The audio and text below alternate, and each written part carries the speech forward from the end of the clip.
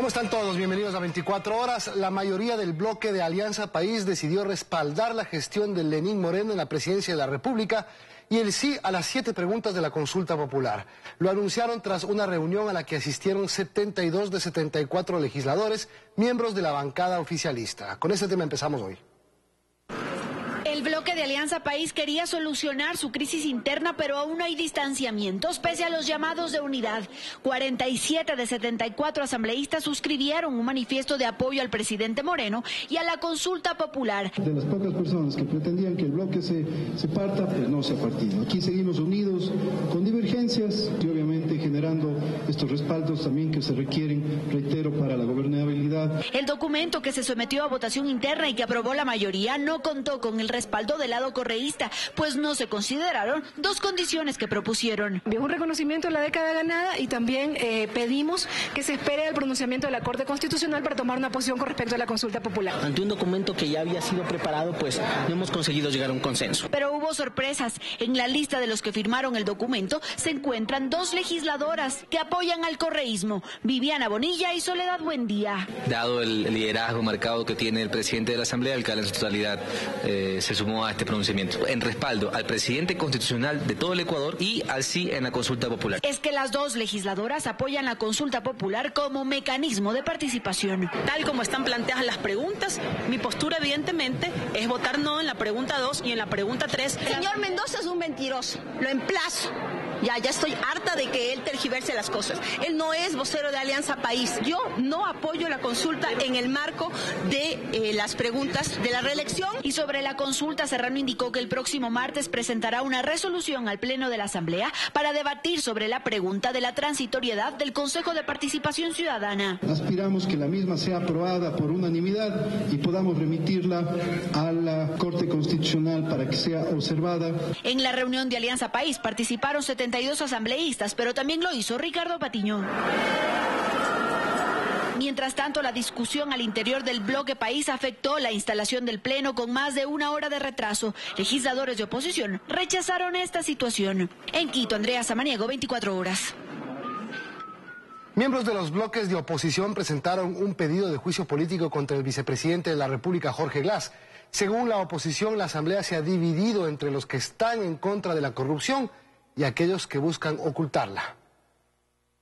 54 firmas opositoras y una de Alianza País respaldan el pedido que por segunda ocasión llega a la Asamblea Nacional para solicitar un juicio político contra el vicepresidente Jorge Glass. Este juicio político simboliza la lucha frontal contra la corrupción de estos últimos 10 años. La nómina de 55 asambleístas está integrada por 24 legisladores del bloque Creo, un asambleísta de Alianza País, 2 asambleístas provinciales, un asambleísta por Pachacutic, 15 legisladores del Partido Social Cristiano, 2 del Partido Sociedad Patriótica y 10 asambleístas de Suma. Para los legisladores, este es un paso frontal en la lucha contra la corrupción. La Asamblea Nacional se divide entre aquellos que estamos hartos de la impunidad y de la corrupción y entre aquellos que al ser parte de ella no les queda otra que blindarla.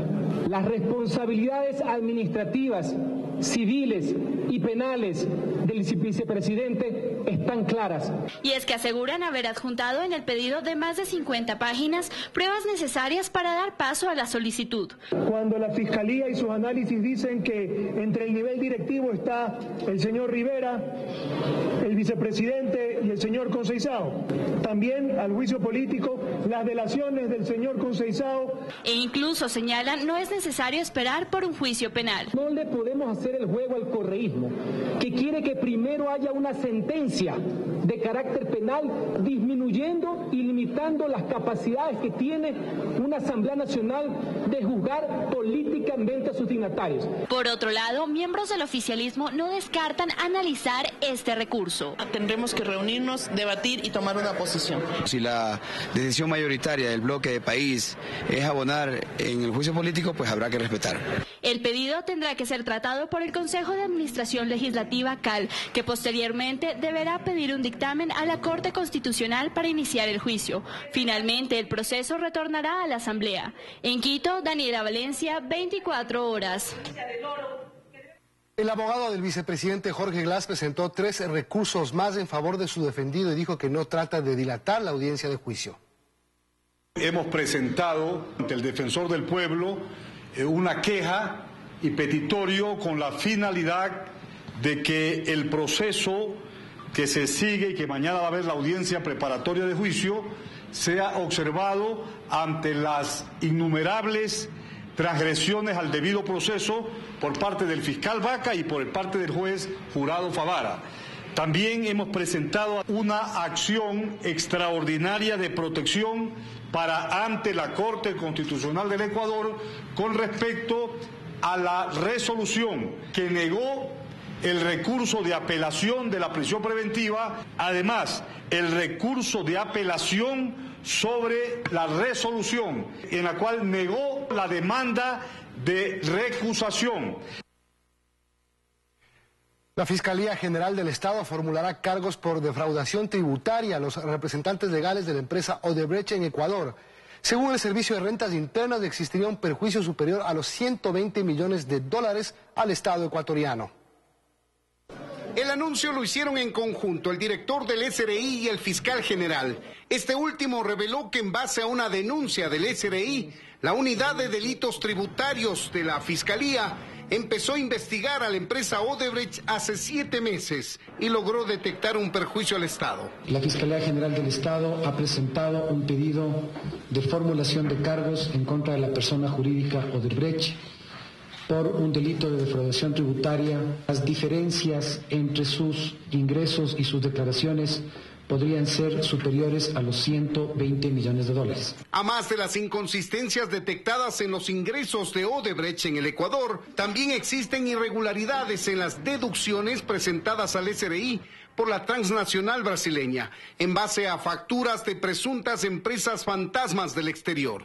5 empresas que habrían facturado un monto superior al $500,000 y que son transacciones catalogadas como inexistentes. Las empresas son Transpiace, Serviciconti, Ferretonal, Servibonus y otra empresa, la 5ª empresa se llama Integrated Services. Según el fiscal general, se ha configurado el delito penal de defraudación tributaria y esta será la primera vez en que la empresa Odebrecht, como persona jurídica, enfrente un proceso penal en el Ecuador. Tiene una particularidad de ser un delito que se juzga y que se deberá analizar en el marco de nuestra legislación ecuatoriana. Las irregularidades detectadas a Odebrecht corresponden a los años 2014 y 2015, así como a las deducciones de 2012, por lo que el director del SRI asegura que se realiza una auditoría a los ejercicios fiscales restantes. Dentro de los análisis de riesgo, justamente el año de mayor riesgo que hemos identificado como de diferencias entre los ingresos declarados y las operaciones financieras detectadas y reportadas ante el sistema financiero es precisamente el año 2016. Con esto, según el fiscal general, se espera que la justicia fije día y hora para la audiencia de formulación de cargos contra Odebrecht. En Quito, Freddy Paredes, 24 horas.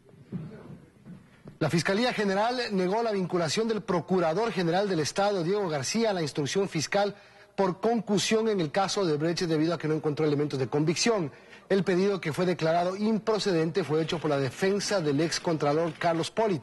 El procurador García rindió su versión libre el 6 de julio y ayer la ampliación de la versión solicitada por Polit a través de su defensor Hernán Ulloa, la misma que se cumplió sin presencia de dicho abogado. La Contraloría determinó responsabilidad civil culposa de la exministra de Ambiente y actual asambleísta Marcela Guiñaga y otras 7 personas vinculadas a la compra-venta de 66 lotes para la construcción del Parque Samanes en Guayaquil. En dicho proceso se detectó un exceso de 41 millones de dólares pagados en la compra de los terrenos. Los cuestionamientos surgieron en los primeros meses de 2016, cuando Marcela Guiñaga ocupaba el cargo de vicepresidenta de la Asamblea Nacional. En ese entonces, la Contraloría General del Estado ponía la mira sobre el proceso de compraventa de 66 lotes de terreno para la construcción de Parque Samanes. transacción efectuada en 2010 entre el ISFA y el Ministerio del Ambiente. Esta última entidad en ese año al mando del actual asambleísta oficialista Marcela Aguiñaga, sobre quien hoy Contraloría encuentra responsabilidad civil culposa por 41 millones de dólares que se pagaron en exceso por la adquisición de los terrenos cuyo avalúo municipal ascendía a 7,1 millón de dólares, pero por los que sin embargo se terminó pagando 48 millones, basados en el avalúo efectuado por el Ministerio de Vivienda. Avalúo solicitado según Contraloría por la exministra Aguiñaga, quien mediante un comunicado manifestó: la Contraloría se ha convertido en una herramienta de presión y persecución política hacia todos aquellos que defendemos el legado de la Revolución Ciudadana. No es coincidencia que esta notificación ocurra ayer, un año y medio después, y justo cuando he sido crítica a las actuaciones de la Contraloría. Además de ella también están glosados Mercy Borbor, exministra del Ambiente delegada, Manfred Altamirano, ex subsecretario de Gestión Marina y Costera, Patricia Serrano, exdirectora nacional de Asesoría Jurídica del Ministerio del Ambiente, José Noritz, exdirector general y representante legal del ISFA, y otras 3 personas involucradas. Cuando se conoció la millonaria diferencia pagada, el gobierno del expresidente Correa decidió subsanar el exceso con un cruce de cuentas entre el ISFA y el Ministerio de Finanzas. Sin embargo, la Contraloría determina que hasta la fecha no se ha evidenciado la compensación de fondos entre las entidades, impidiendo cerrar el capítulo de lo que en su momento se señaló como un error de buena fe. Sin embargo, Aguiñaga responde: la Contraloría desconoce documentos oficiales emitidos por el ministro de Finanzas que dicho dinero se encuentra en arcas fiscales, por lo cual no hay perjuicio al Estado. Carlos Acoto, 24 horas. El exministro de Hidrocarburos, Carlos Pareja Yanuseli, rinde declaración en la Fiscalía de Cotopaxi como parte del acuerdo de cooperación eficaz dentro de los procesos por corrupción en Petroecuador. La audiencia que fue reservada siguió esta tarde y se cumplió a pesar de que el fiscal general Carlos Vaca dijo la semana anterior que la cooperación de Pareja no aportaba mayores datos a la investigación. Hablamos de TAM. El exgerente Patricio Chávez responsabilizó a Jorge Guáted, quien era presidente de Empresas Públicas, de intervenir en una negociación poco favorable para la compañía, pese a existir un informe de la superintendencia que beneficiaba a TAME.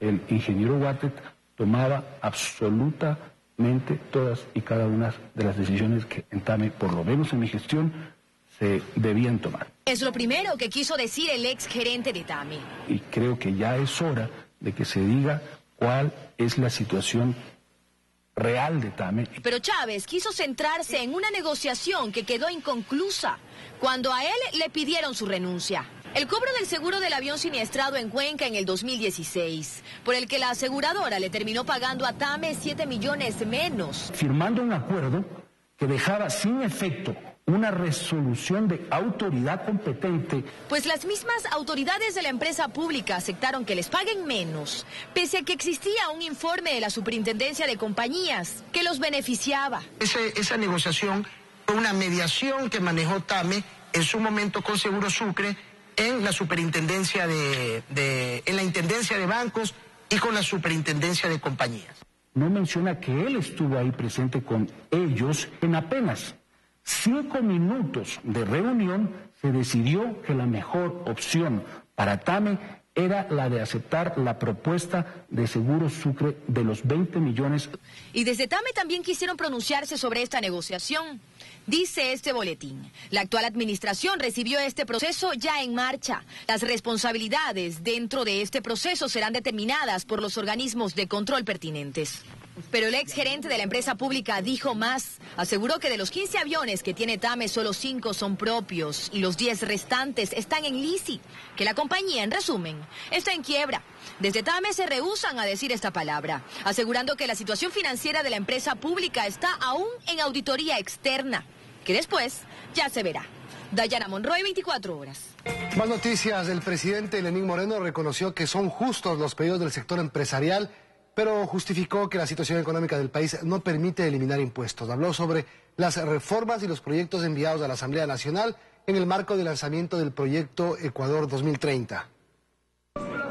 El sector empresarial reunido para presentar objetivos de desarrollo, innovación y emprendimiento a largo plazo en el proyecto Ecuador 2030 expresó al presidente Lenín Moreno su descontento por el contenido de las últimas normativas de impuestos que entregó el Ejecutivo a la Asamblea Nacional. Que a nuestro juicio constituye un obstáculo para lanzar y alcanzar estos ideales de futuro. Nos alejan, en nuestro juicio, señor presidente, del objetivo de incentivar la producción y la inversión. Han soportado históricamente las adversidades de los 10 últimos años. Entiendo que si soportaron 10 podrán soportar 4, ¿verdad? Y lamentan los empresarios que desde el gobierno continúen tomando decisiones que a su juicio son equivocadas y afectan a los proyectos de desarrollo. Seguimos tratando de salir adelante con más impuestos, apretándole más al ciudadano, apretándole más al sector productivo. ¿Qué es lo que nos falta?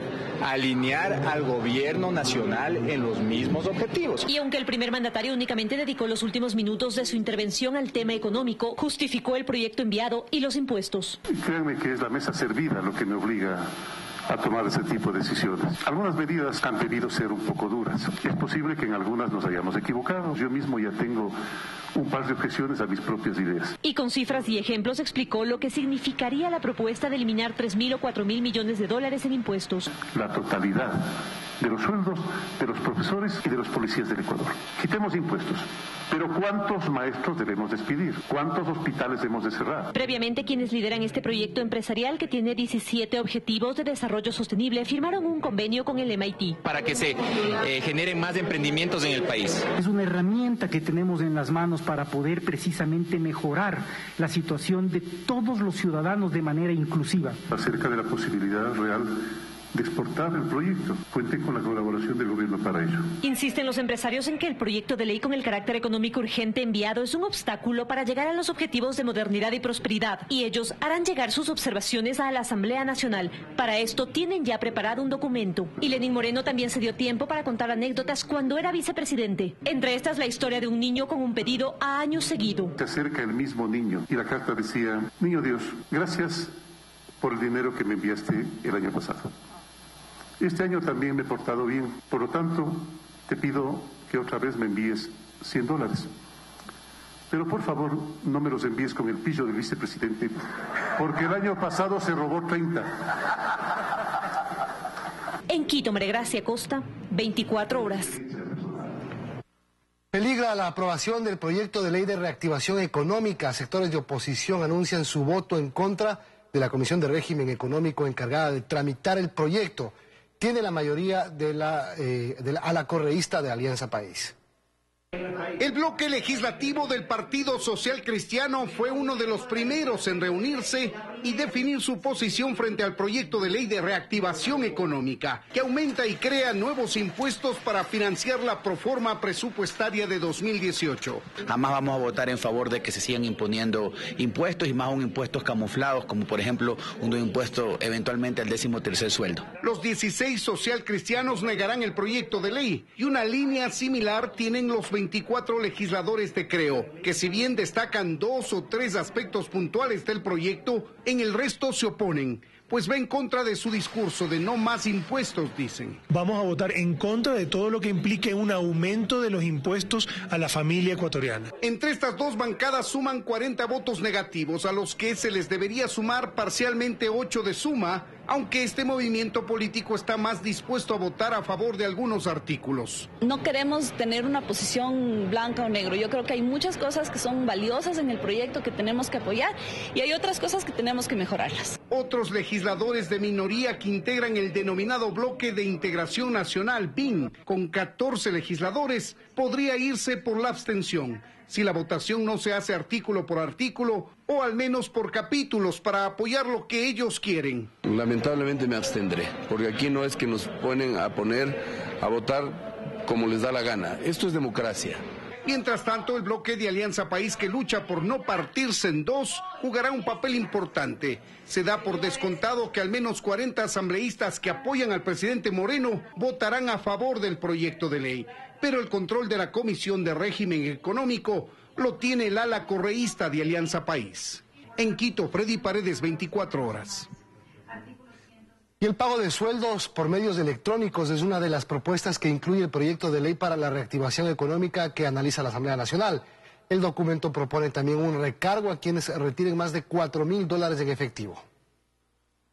En el documento de 48 páginas, el gobierno propone a la Asamblea 3 medidas concretas para aumentar el uso de medios de pago electrónicos y desincentivar el efectivo. Con la ley, las personas jurídicas y naturales con registro único de contribuyentes harán sus pagos por servicios públicos a empleados o proveedores a través del Sistema Nacional de Pagos, mediante débito de cuenta, pago con tarjeta de crédito, débito o transferencia bancaria. Se plantea además que todas las personas jurídicas y naturales con RUC cuenten con al menos un canal de cobro electrónico y no podrán negarse a recibir los cobros por esta vía. Para este exministro de Finanzas, la amenaza del dinero electrónico regresa con esta propuesta. El asunto es la posibilidad de que el gobierno diga, ya el tema de dinero electrónico o pagos electrónicos está bastante socializado con la población, ya me toca a mí entonces ir a pagar sueldos con moneda electrónica y generar una situación de descalce. Y es que si ya el gobierno se financió con los fondos del Central una vez, no habría razón para no hacerlo de nuevo. Esa posibilidad de generar una suerte de uso a través del dinero del Banco Central es peligrosa. El proyecto de ley fija un recargo de entre el 0.5 y 2% del valor de cada retiro en efectivo que supere el límite establecido por la Junta Monetaria, que en ningún caso puede ser menor a $4.000 mensuales. Esta tasa extra servirá como contribución especial para financiar las enfermedades catastróficas. El secretario de las Empleades, Andrés Mideros, aclara que el proyecto de ley sí busca pagar sueldos por medios electrónicos, pero que para eso se trabajará primero en crear confianza. El Ecuador es un país dolarizado. Para que funcione necesita dólares, papeles y monedas. Eso cuesta. Aunque en las calles la opción de dejar de lado el efectivo no tiene mucha aceptación. Nosotros que trabajamos al detal no nos interesa mucho porque sería muy engorroso para nosotros. Joana Ramos, 24 horas. La ejecución del plan Casa para Todos avanza en Manta, Portoviejo y Guayaquil. En Monte Sinaí ya se han entregado las primeras viviendas. En los próximos 4 años el gobierno planea construir 325.000 casas. De a poco la cara de Monte Sinaí empieza a cambiar. Así lucen las primeras viviendas que en el sector se han construido como parte del plan gubernamental Casa para Todos. Hilda Álvarez es una de las primeras beneficiadas. Su casa se empezó a construir el mismo día en el que el presidente Moreno visitó el sector para anunciar la construcción de las primeras 200 viviendas. Mi sueño, que me parecía imposible, se volvió realidad. Unos metros más allá encontramos la casa de Viviana Guaypatín, en la que todavía se arreglan algunos detalles de la fachada. Pasaron por aquí y nos dieron beneficios porque, yo soy mamá soltera. Tanto la casa de Viviana como la de Hilda fueron entregadas sin ningún costo. En esta modalidad, de forma gratuita, se han ofrecido entregar 191.000 viviendas. En el sector el paisaje contrasta. Por un lado están los que ya se han beneficiado y por otro los que aún esperan por la casa prometida. Todavía faltan algunas que han quedado, veremos también. Usted ya sabe que hay que legalizar y todo eso, por eso dice que está demorado. Todo lo que la necesitan de urgencia. En el sector de Milote, también en Guayaquil, se trabaja en la preparación de parte de los 4.000 predios que el municipio ha puesto a disposición del gobierno central para la ejecución del plan de vivienda social. En Portoviejo, Manabí, se construyen 315 casas multifamiliares en el sector conocido como Las Orquídeas. En Manta, en terrenos municipales, se construyen otras 175, en las que se priorizará a quienes perdieron sus viviendas en el terremoto del 16 de abril. El gobierno ha asegurado que para la primera etapa del proyecto, en la que se planea construir 40.000 viviendas, se tiene un presupuesto de $500 millones. El Casa para Todos avanza y avanza bien. Ya vamos a empezar a entregar los 3 o 4 primeros grandes barrios del Casa para Todos. Para cumplir con la meta de 325.000 casas al término del gobierno, se necesitarán aproximadamente 4.000 millones. No creo que vayamos a poder cumplirles a todos. Va a ser muy difícil, pero vamos a hacer la lucha. Actualmente el plan gubernamental se encuentra en etapa de reestructuración, cuyos detalles se anunciarán en los próximos días. Carlos Acoto, 24 horas.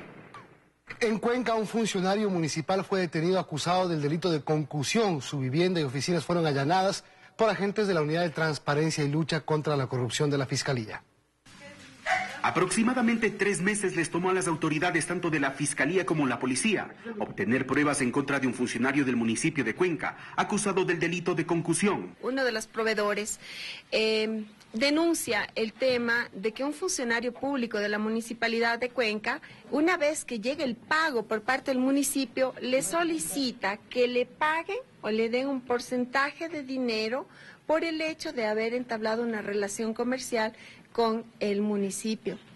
En base a esa denuncia inicia una serie de investigaciones. El domicilio del funcionario, así como sus oficinas en el 6º piso del Palacio Municipal, fueron allanadas. Los agentes recabaron de los 2 lugares evidencia entre documentación y equipos electrónicos. Hemos podido recabar un sinnúmero de videos, un sinnúmero de material de documentación y equipos de computación que han sido puestos a órdenes de las respectivas autoridades para su respectiva judicialización. Todavía no se han determinado montos. Las investigaciones continúan para establecer si existen o no más involucrados. Tenemos que denunciar estos actos, todos aquellos proveedores que están siendo objetos de este tipo de modalidad, tienen que denunciarlo, eso no está correcto. En Cuenca, Iván Rodríguez, 24 horas. Un accidente ferroviario deja un muerto y al menos 12 heridos. Ocurrió este mediodía cuando un autoferro de la empresa de ferrocarriles del Ecuador se descarriló y se precipitó hacia un barranco en el sector de la hacienda Pircapamba, a 30 minutos del cantón Alausí, en la provincia de Chimborazo. Se presume que el accidente se produjo por una falla mecánica. Los heridos permanecen al momento en hospitales de Riobamba y Alausí. Voceros de ferrocarriles del Ecuador indicaron que el autoferro no era utilizado para el servicio turístico y que al momento de ocurrir la tragedia trasladaba al equipo técnico y mecánico al sector de Alausí. Venían desde la ciudad de Quito y de la ciudad de Riobamba aproximadamente 14 personas. Fiscalía, con el órgano competente en materia de tránsito, hemos procedido con el levantamiento de cadáver de una persona, la misma que será trasladada a la morgue de la ciudad de Riobamba. Fiscalía de oficio aperturará una investigación previa a fin de determinar la causa basal de este suceso de tránsito.